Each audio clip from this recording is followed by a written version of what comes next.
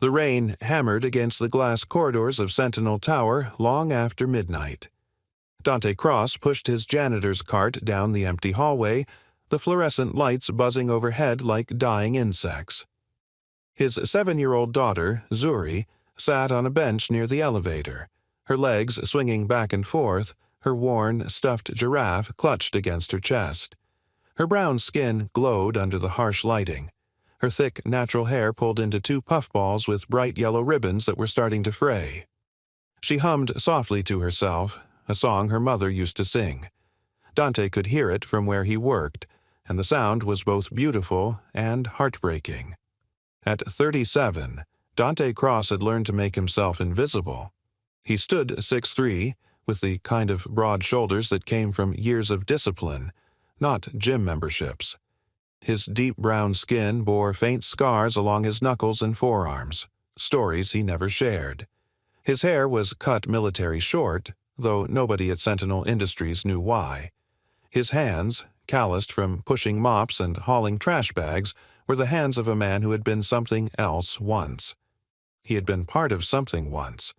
A counterterrorism unit so classified it had no official name. They called it retrieval operations, a sanitized term for missions where hostages were pulled from compounds that didn't exist on any map, where politicians' children were saved from basements and war zones, where the impossible became routine. Dante had been good at it. Too good. He could read a room in seconds, neutralize threats before they escalated, and carry a wounded civilian through 20 meters of hostile territory without breaking stride. Then Simone happened. Simone, with her infectious laugh and her unshakable belief that Dante could be more than a weapon. They married quietly in a small church with just their closest friends. She got pregnant. Dante promised her he'd leave the life behind after one more mission. But Simone never heard that promise fulfilled. Complications during Zuri's birth took her away. The doctors used words like hemorrhage and systemic failure, but Dante only heard one truth. His wife was gone, and he was holding a newborn who needed him more than any mission ever had. If you're enjoying this story so far, don't forget to hit the like button and subscribe. Drop a comment telling me where in the world you're watching from. I love hearing from you. So he disappeared. Not from Zuri, but from the world that knew him as an operator. He became a janitor. The pay was terrible. The hours were long, but it let him stay close to his daughter. He worked nights at Sentinel Tower, one of those glass monuments to wealth and power that dominated the city's skyline. During the day, he was Zuri's father, making breakfast, braiding hair, attending parent-teacher conferences. At night, while she slept in the employee lounge or did homework under the glow of vending machines, he cleaned offices where decisions worth millions were made by people who never saw him. Their apartment was small, 4th-floor walk-up in a neighborhood where sirens were the soundtrack and rust stains ran down the sides of buildings. But it was theirs. Dante kept it clean, kept the refrigerator stocked with whatever he could afford, and kept Zuri safe. That was all that mattered. Zuri Cross was everything her father was not. Where Dante was quiet and watchful, she was curious and talkative. Where he concealed, she revealed. At 7, she had her mother's warm brown skin and bright smile and her father's intense dark eyes. She was shy around other children but fearless with her father. She asked him questions about everything. Why the moon changed shape, how elevators knew which floor to stop at, whether clouds ever got tired of floating. Dante answered what he could and invented answers when he couldn't. She was his whole world, and keeping her safe meant keeping her innocent of the violence he'd left behind. "Daddy," Zuri called out, her voice echoing slightly in the empty corridor. "Yeah, baby girl." "How much longer?" Dante checked his watch. 12:47 a.m. "About an hour, sweetheart.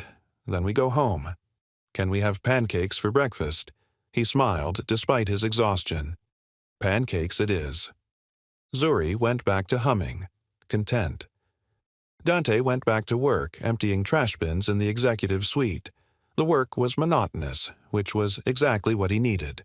No decisions, no life-or-death calculations, Just trash bags and mop water and— The sound of the elevator doors opening made him look up. 3 men stepped out. Not security, not employees. Dante knew this because he knew every face on the night shift, and these faces didn't belong. They wore dark clothing, expensive, tactical, the kind of gear that cost money. They moved with purpose, scanning the hallway with practiced efficiency. And 20 feet behind them, being half dragged, half carried, was a woman. She was black, probably in her early 30s, wearing what had once been an elegant burgundy dress but was now torn at the shoulder. Her natural hair fell in disheveled twists around her face. Blood trickled from her split lip. Her eyes were wide with terror, but there was something else in them, too. Fury. She was fighting. Not effectively, but fighting, twisting against the grip of a 4th man who had her arm wrenched behind her back. "Stop it," the man growled, "or this gets worse." The woman spat at him. "Go to hell." He backhanded her. The sound cracked through the hallway like a gunshot. Dante's entire body went still. Zuri looked up from her bench. Her eyes went wide. "Daddy," she whispered. "Those men are hurting her." Every instinct Dante had tried to bury for 7 years surged to the surface. His hands tightened on the mop handle. His breathing shifted. Slower, deeper, controlled. The men hadn't noticed him yet. To them, he was part of the scenery. Just another janitor. Invisible. "Daddy?" Zuri's voice was small, scared. "Why are they hurting her?" "Stay here," Dante said quietly. "Don't move. Don't make a sound." "But Daddy—" "Zuri." He looked at her and she saw something in his eyes that she'd never seen before. Something hard and cold and utterly certain. "Stay. Here." She nodded, pulling her stuffed giraffe close. Dante set down his mop. He moved toward them, his footsteps silent despite his size. The men were 30 feet away, now 25, now 20. One of them finally noticed him. "Hey, janitor, get lost." Dante kept walking. "Can't do that." "What?" "I said I can't do that." Dante's voice was calm. Too calm. "See? That woman you're hurting? She doesn't look like she wants to go with you." The man holding the woman laughed. "This isn't your business, old man. Walk away."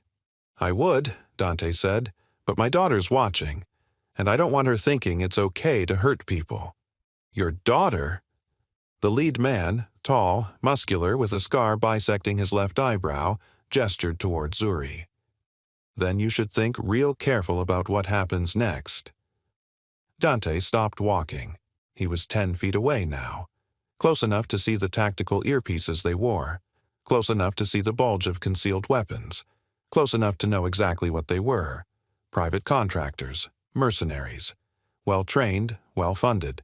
But Dante had been better. "Last chance," Scar said. "Walk away." Dante looked at the woman. Her dark eyes met his. There was terror there, yes, but also something else.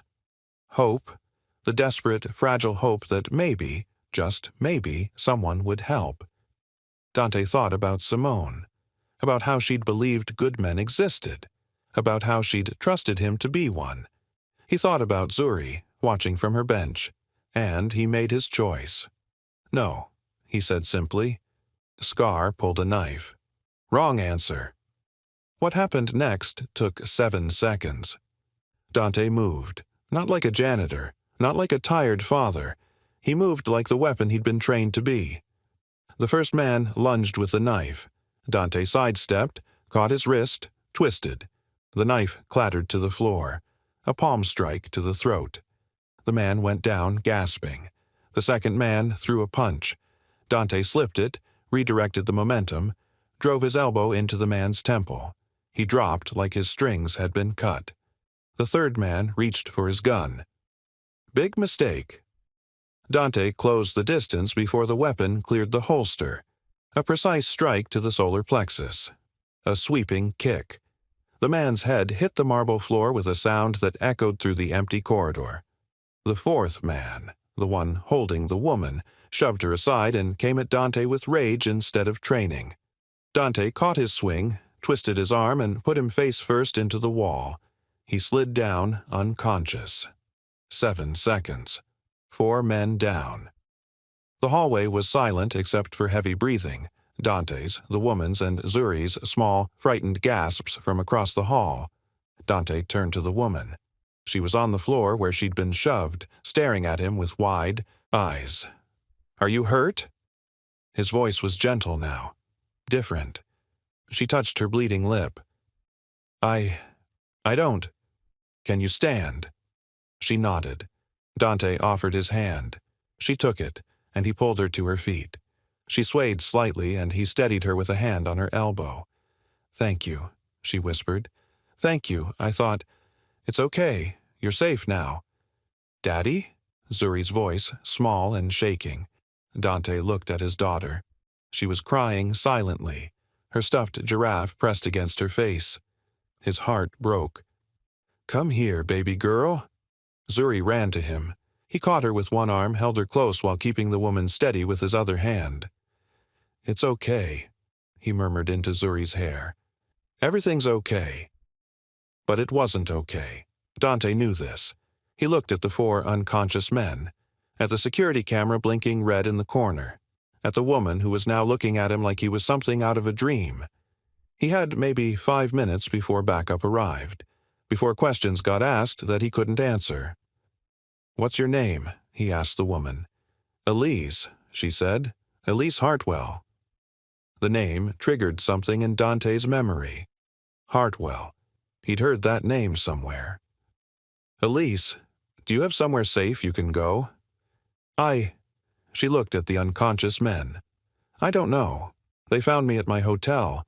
My security was supposed to—" Her voice cracked. "They were supposed to keep me safe." Dante made a decision. "Come with me. Now." "What?" "Those men won't stay down forever, and I don't know if they're working alone.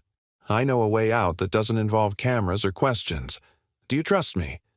Elise looked at him. Really looked.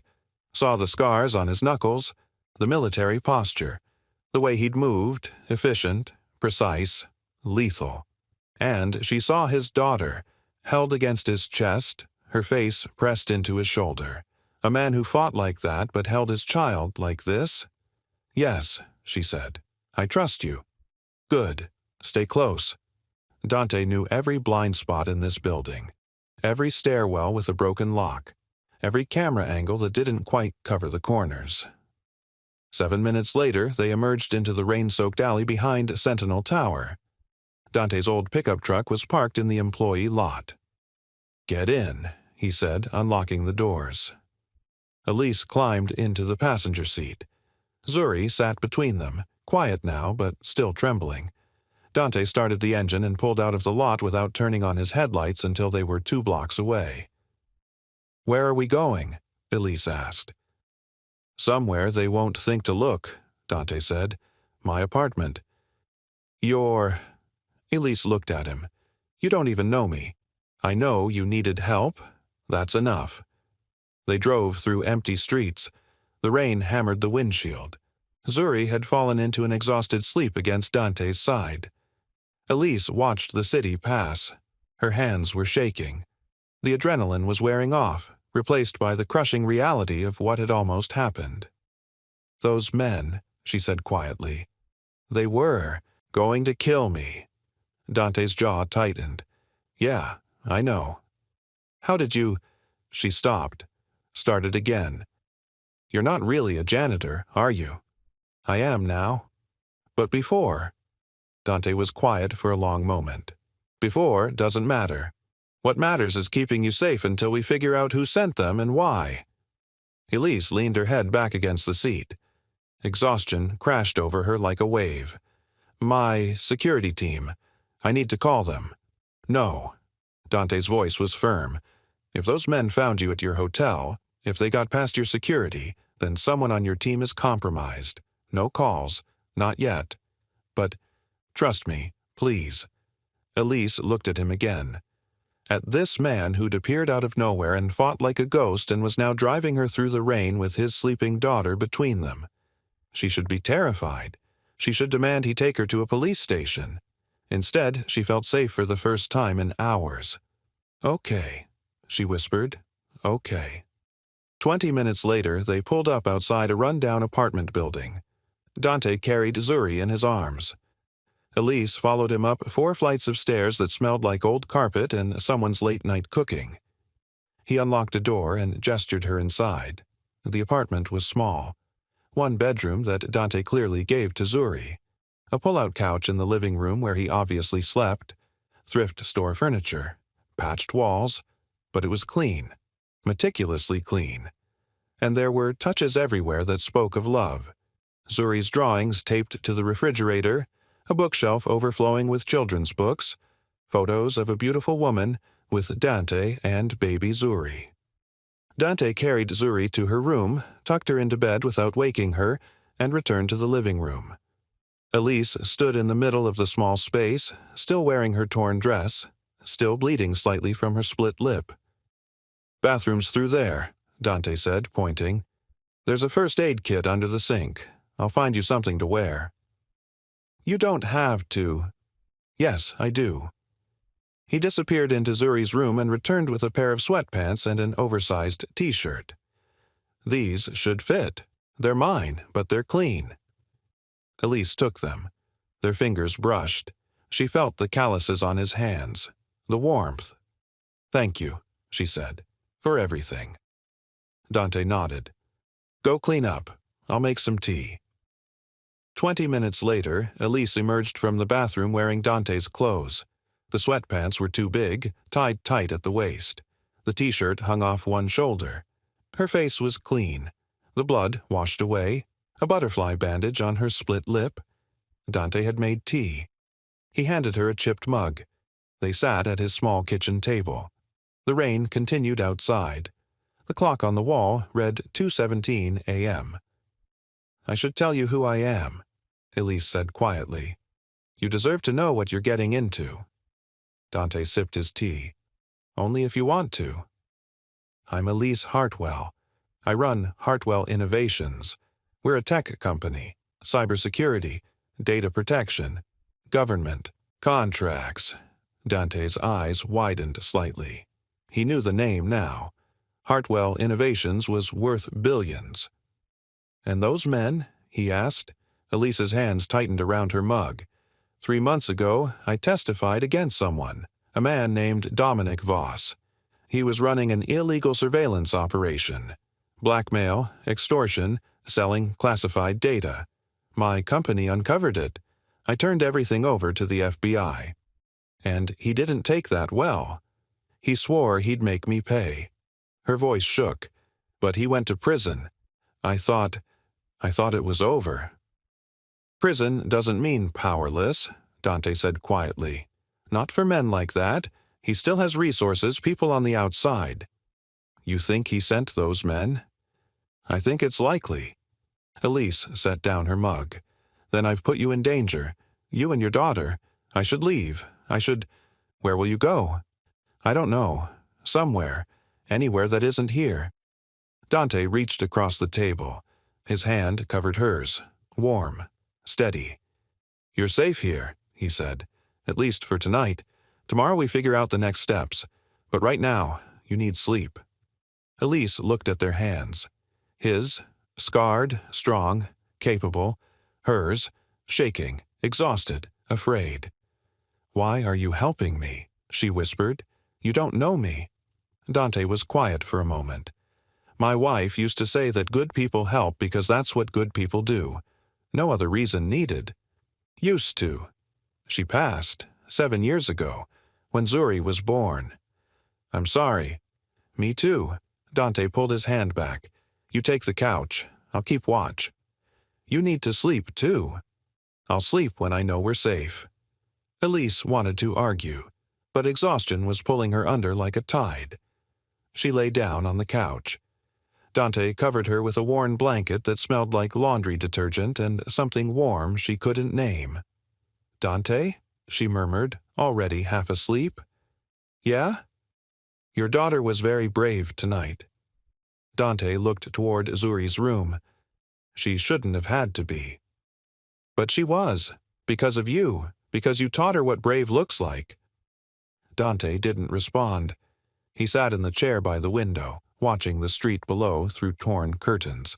And Elise Hartwell, CEO, billionaire, survivor, fell asleep in a janitor's apartment, safer than she'd felt in months. Morning came with sirens. Elise woke to sunlight streaming through thin curtains and the sound of a child's laughter from the other room. For a moment, she didn't remember where she was. Then it all came rushing back. The attack, the rescue, Dante. She sat up. Her body ached. Her lip throbbed. She was still wearing Dante's clothes. Voices drifted from the kitchen. Dante's deep rumble and Zuri's bright chatter. "Can Miss Elise have pancakes, too?" "If she's hungry, yeah." "I hope she's hungry. I made extra batter." Elise stood, folded the blanket, and walked into the kitchen. The sight that greeted her made her chest tighten. Dante stood at the stove, flipping pancakes with practiced ease. Zuri sat at the table. Her hair freshly braided into 4 neat cornrows, her stuffed giraffe propped in the chair next to her. They both looked up when Elise entered. "You're awake," Zuri said. "Do you want pancakes? Daddy makes the best pancakes." Elise's throat felt tight. "Sure, thank you." Dante gestured to the table. "Sit. Coffee? Please." He poured her a mug. Their fingers brushed again as he handed it to her. The same warmth, the same steadiness. Zuri stared at Elise with open curiosity. "Are you okay? Those men hurt you." "Zuri," Dante said gently. "Remember what we talked about?" "Oh, right, sorry." But she kept staring. Elise managed a small smile. "It's okay. Yes, they hurt me, but your dad saved me." "He's really good at saving people," Zuri said matter-of-factly. "He saves me all the time." "From what?" "Monsters under the bed. Mean kids at school. One time a dog was chasing me and Daddy picked me up so fast the dog couldn't catch me." Dante set a plate of pancakes in front of each of them. "Eat." They ate in companionable silence. Or rather, Zuri chattered about school and her stuffed giraffe's adventures while Elise and Dante listened. It was so normal, so achingly, impossibly normal. Elise couldn't remember the last time she'd eaten breakfast with people who weren't business associates or bodyguards. She couldn't remember the last time someone had made her pancakes. "Miss Elise," Zuri asked, "why were those men hurting you?" "Zuri," Dante started. "It's okay," Elise said. She looked at the little girl. "Sometimes people get angry when you tell the truth about them. Those men were angry." "That's dumb," Zuri declared. "If you did something bad, you should just say sorry, not hurt people." "You're absolutely right," Zuri beamed. Then she slid off her chair and came to stand next to Elise. "Can I hug you?" Elise's eyes stung. Yeah, you can." Zuri wrapped her small arms around Elise's neck. She smelled like maple syrup and children's shampoo. "I'm glad you're okay," Zuri whispered. Elise held her. This child she'd just met and felt something crack open in her chest. Then Dante's phone buzzed. He checked it. His entire body went rigid. "What?" Elise asked. Dante didn't answer. He walked to the window, pulled back the curtain slightly, and there, on the street below, was a sight that didn't belong in this neighborhood. 5 black SUVs with government plates. Men in tactical vests establishing a perimeter. And stepping out of an armored Cadillac in the center of it all. Elise stood, her heart racing. That's the FBI. That's Agent Morrison. He ran the Voss investigation." Neighbors were pouring onto their stoops. People were pulling out phones. A government motorcade didn't visit this part of town unless something seismic was happening. There was a knock at the door. Professional, authoritative. Dante looked at Elise. "Did you call them?" "No, I swear I didn't call anyone." "Then how did they find you?" The knock came again, harder. "Mr. Cross," a voice called through the door. "This is FBI. We need to speak with you immediately." Zuri grabbed Dante's hand. "Daddy, are we in trouble?" Dante knelt down, cupped her face gently. "No, baby girl, we're not in trouble. But I need you to be brave again, okay?" She nodded. Dante stood. He looked at Elise, at this woman wearing his clothes in his kitchen, who his daughter had just hugged, who he'd saved without thinking. Then he opened the door. Agent Morrison stood in the doorway like he owned the building. Mid-40s, black, with steel-gray temples and eyes that missed nothing. Two agents flanked him, their hands resting casually near their weapons. "Mr. Cross," Morrison said. His voice was professional, controlled. "May we come in?" Dante stepped aside. The agents entered, their gazes sweeping the small apartment with practiced efficiency. They catalogued everything. The worn furniture, the children's drawings, Elise standing in the kitchen wearing oversized sweatpants, and Zuri pressed against her father's leg, watching them with wide eyes. Morrison's expression softened slightly when he saw the child. Then his gaze landed on Elise. "Ms. Hartwell, we've been looking for you all night." "How did you find me?" Elise asked. "Your panic button, the one embedded in your watch." Morrison gestured to her wrist. "It activated at 12:43 a.m. By the time we reached Sentinel Tower, you were gone. But we pulled security footage from the surrounding blocks and tracked Mr. Cross's vehicle here." Dante's jaw tightened. He'd been careful, but not careful enough. "Am I under arrest?" he asked. "Should you be?" Morrison's gaze was sharp. 4 men were found unconscious in Sentinel Tower, professional contractors with impressive resumes and no memory of who took them down. Security footage in that corridor was conveniently corrupted, and Ms. Hartwell disappeared with a janitor who, according to our very thorough background check, didn't exist before 7 years ago. The room went silent. Zuri tugged on Dante's shirt. "Daddy?" "It's okay, baby girl," he murmured. Morrison pulled out a tablet, showed them crime scene photos. The 4 men, restrained and being loaded into FBI vehicles. These men were hired to abduct Ms. Hartwell. We've confirmed the contract came from associates of Dominic Voss. From prison. Elise's voice shook. "Voss has resources, money, connections. He's been planning this for months." Morrison looked at Dante. "But what he didn't plan for was you, Mr. Cross, or whoever you really are."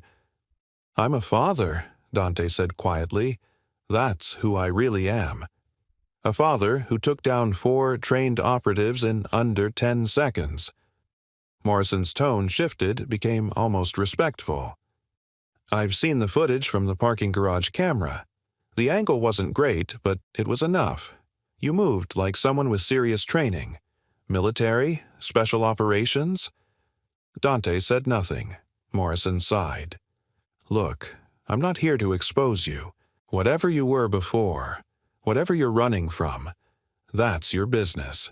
But Ms. Hartwell is in danger and you just made yourself a target by helping her. Then arrest Voss's people," Dante said. "End this. We're trying, but Voss is smart. He's insulated. Every lead we follow disappears into shell companies and untraceable transactions." Morrison turned to Elise. "Ms. Hartwell, we can put you in protective custody. Safe house, round-the-clock security." "Like the security at my hotel?" Elise's voice was sharp. "Someone on my team sold me out. How do I know it won't happen again?" Morrison's expression darkened. "We're investigating that breach, but I can assure you—" "No." Elise's voice was firm. "I'm not going with you. Ms. Hartwell, I said no." She looked at Dante. "I'm safer here." Morrison followed her gaze. "With a janitor. Ms. Hartwell, be reasonable." "I am being reasonable." Elise stepped closer to Dante. "This man saved my life when your security failed. He got me out of that building without being followed, and I'm standing here, alive, because of him. So, no, Agent Morrison, I'm not going with you." Morrison studied them both. Then he looked at Zuri, who was watching the adults with frightened eyes. "Mr. Cross," Morrison said quietly, You have a daughter. If you harbor Miss Hartwell here, you're putting that child in danger." Dante's hand tightened on Zuri's shoulder. The agent was right. Every instinct screamed that this was a mistake, but Elise was looking at him with trust in her eyes. The same trust Simone used to have. "Give us 24 hours, Dante said. "What?" 24 hours. Let me figure out who on her security team is compromised. Let me make sure your safe house is actually safe. Then she'll go with you." "That's not how this works." "Make it work." Morrison was silent for a long moment. Then he pulled out a card, handed it to Dante. "My direct line. Anything happens, anything, you call immediately." "Understood." Morrison looked at Elise. "Miss Hartwell, I strongly advise against this." "Noted," Elise said. The agents left. The motorcade pulled away 10 minutes later, leaving behind a neighborhood full of gossip and speculation. Dante locked the door. He turned to find Elise and Zuri both staring at him. 24 hours, Elise asked. "What are you planning?" "To keep you alive long enough to figure out who wants you dead." "And how exactly—" Dante's phone rang. Unknown number, he answered. "Mr. Cross." The voice was smooth, cultured, dangerous. "Or should I call you by your real name? Ghost." Dante's blood ran cold. Nobody had called him that in 7 years. "Who is this?" "Someone who's been looking for you for a very long time. You cost me something once. Now I'm going to cost you everything." A pause. "Beautiful daughter you have? Zuri, isn't it? 7 years old. Attends Lincoln Elementary. Loves strawberry ice cream." Dante's hand shook with rage. "You touch her." "Oh, I won't touch her. Not if you give me what I want." "What do you want?" "Elise Hartwell, alive, delivered to the address I'm about to send you. You have 12 hours. And if I refuse, then the next time you tuck your daughter into bed, I'll be waiting in her closet." The voice hardened. "You know I can do it, Ghost. You know exactly what I'm capable of." The line went dead. A text arrived, an address, and a photo. Zuri's school, taken that morning. Dante's vision went red. "Dante!" Elise's voice seemed to come from far away. "What's wrong?" He showed her the phone, watched her face go pale. "Oh, God," she whispered. "This is my fault. I should leave. I should—" "No." Dante's voice was hard. "You're not going anywhere, and neither is Zuri." "But he said—" "I know what he said." Dante pulled Zuri close. "Baby girl, how would you like to take a little trip?" Zuri looked up at him. "Where?"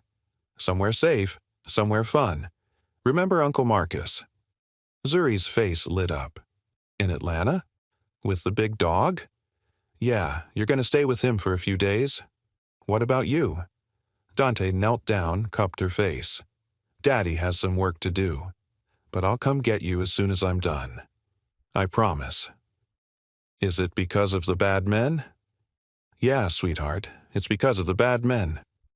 Zuri threw her arms around his neck. "Be careful, Daddy." "Always." Within 2 hours, Zuri was on a train to Atlanta with one of Dante's former unit members, a man he trusted with his life. Marcus would keep her safe, keep her hidden. Dante returned to his apartment to find Elise pacing. "You sent your daughter away," she said. "I sent her somewhere they can't find her. Because of me. Because of them." Dante locked the door, checked the windows. "This isn't your fault, Elise. You stood up to a criminal. That's not a crime. But your daughter is safe. Now we focus on keeping you safe." "How?" Elise stopped pacing. "You heard him. He knows who you are. He knows about your past." "Yeah, which means this isn't just about you anymore." Dante sat at his kitchen table, pulled out his laptop. "Someone's been digging into my history. Someone with resources and connections." "Voss?" "Maybe. Or someone working with him." Dante's fingers flew across the keyboard. "You said you run a cybersecurity company. Can you trace a phone call? Elise blinked. Yes, but I'd need access to my systems.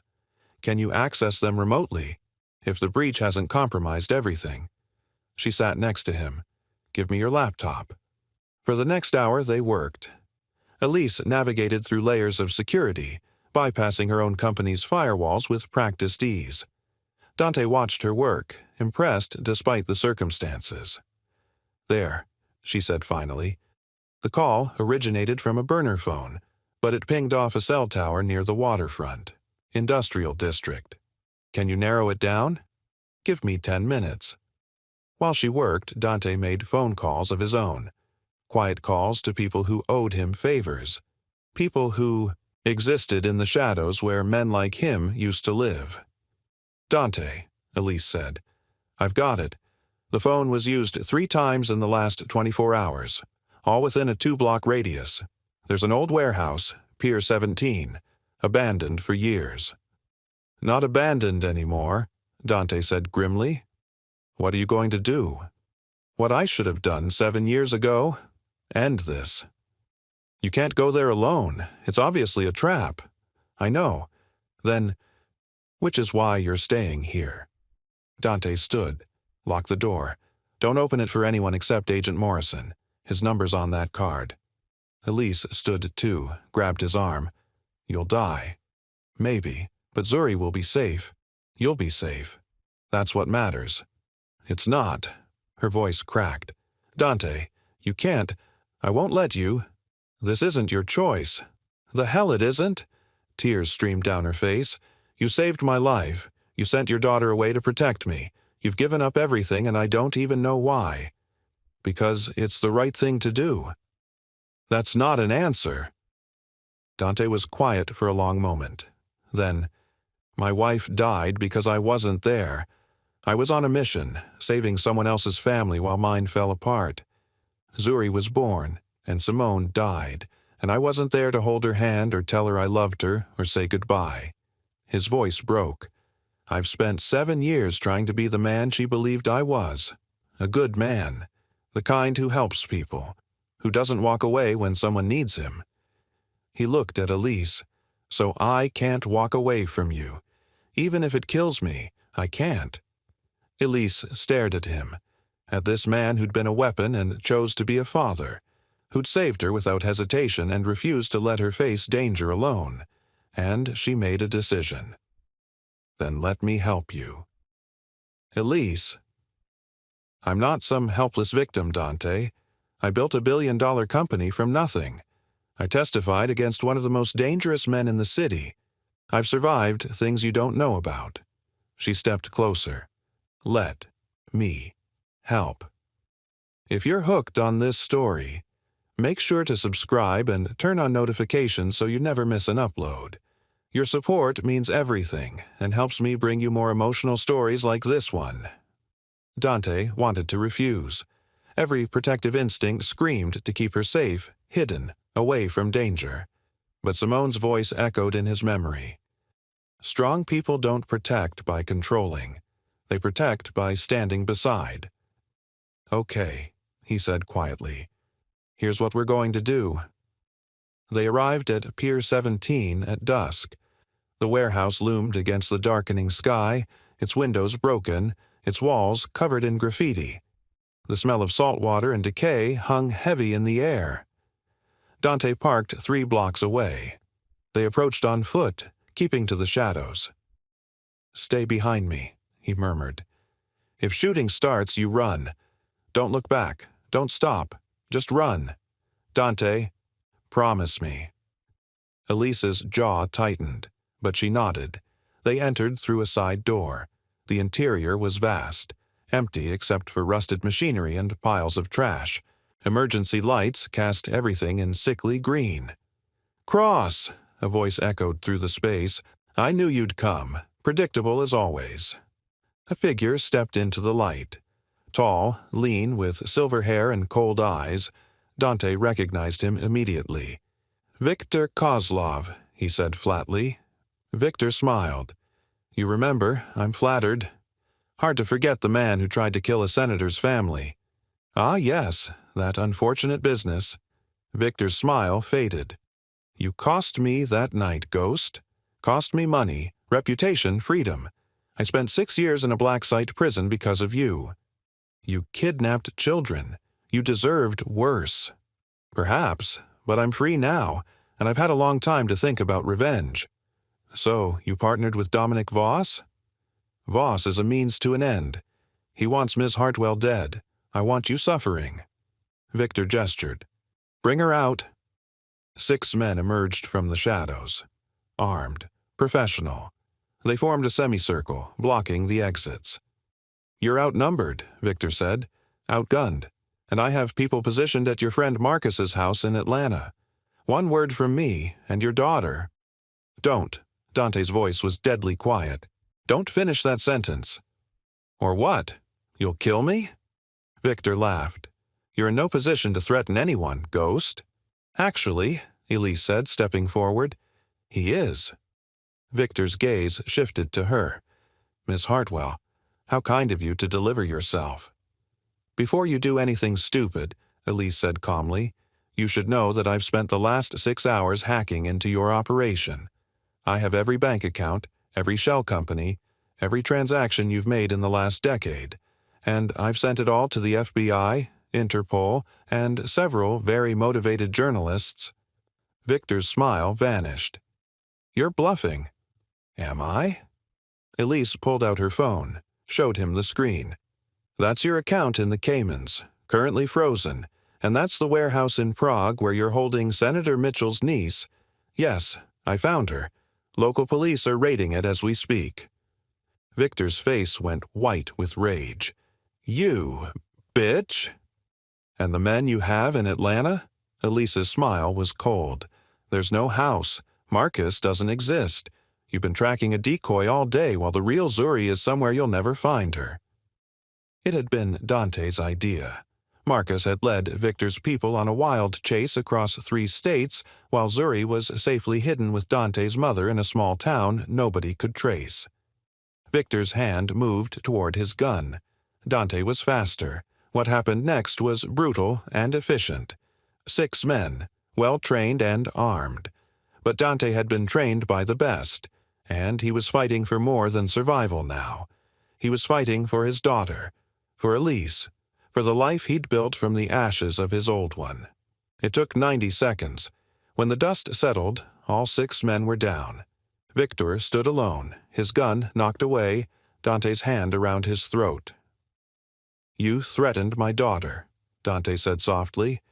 Give me one reason I shouldn't end you, right now. Because, Victor gasped, because you're one of the good guys. Remember? Dante's grip tightened. He could do it.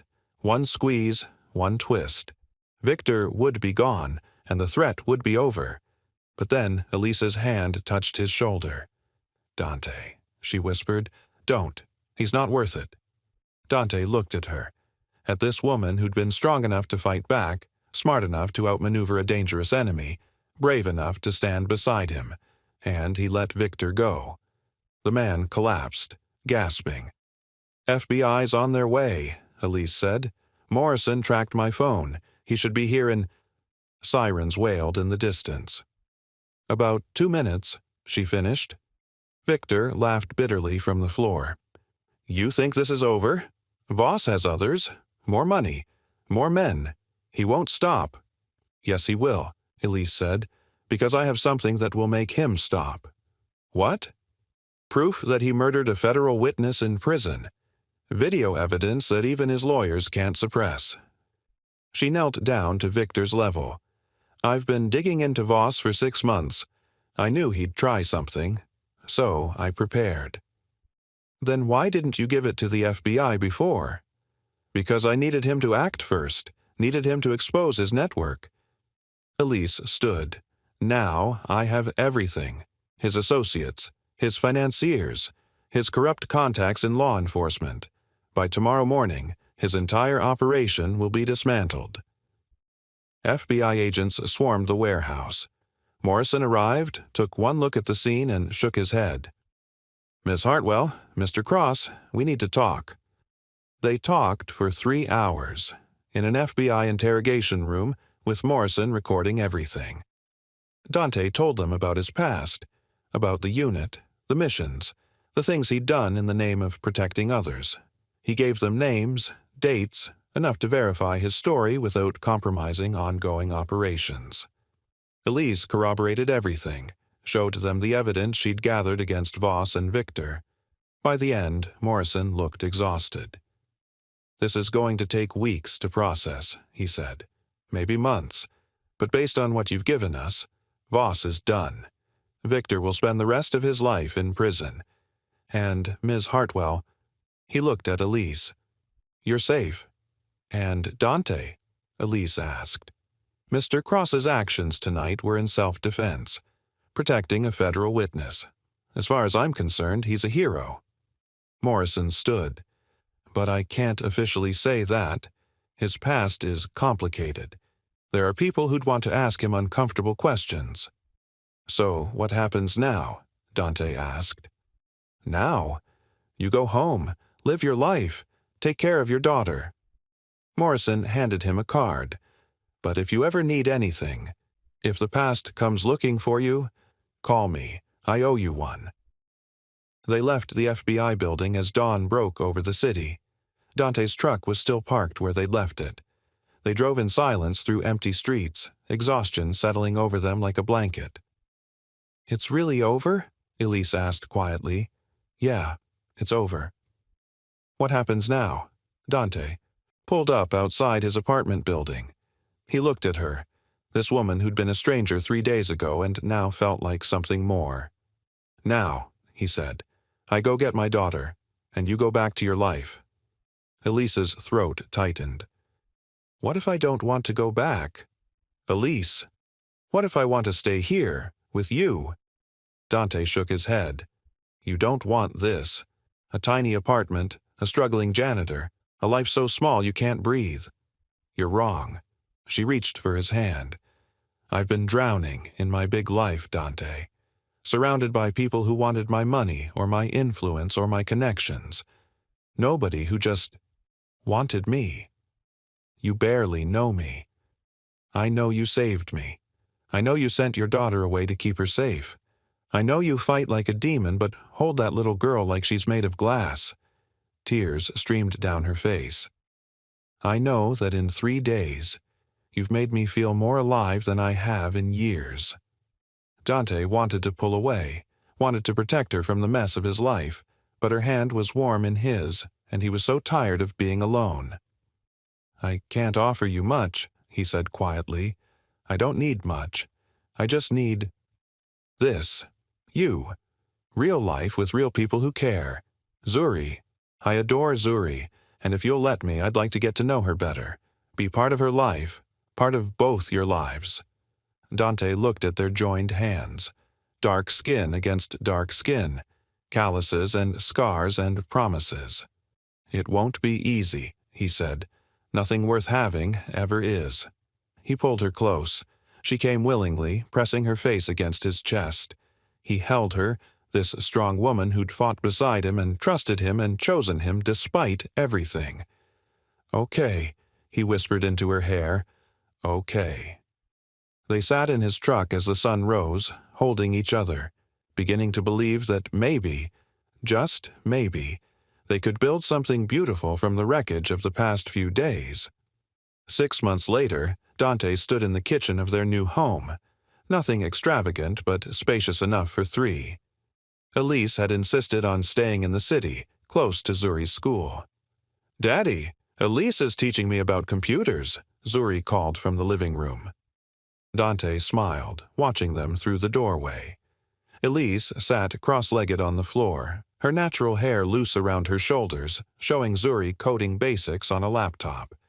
He'd taken Morrison's advice and accepted the security position at Hartwell Innovations. Good pay, better hours, weekends with his girls. Elise looked up, caught his eye, and smiled, that soft smile she saved just for them. Zuri ran over, grabbed both their hands. "Group hug!" They obliged, the 3 of them tangled together, laughing. Dante had spent years believing he'd lost his chance at family. But here, in this moment, he understood the truth. Family wasn't something you lost. It was something you built. Together. Thank you so much for watching until the end.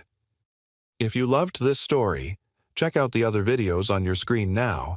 I think you'll really enjoy them. And don't forget to subscribe if you haven't already. See you in the next story.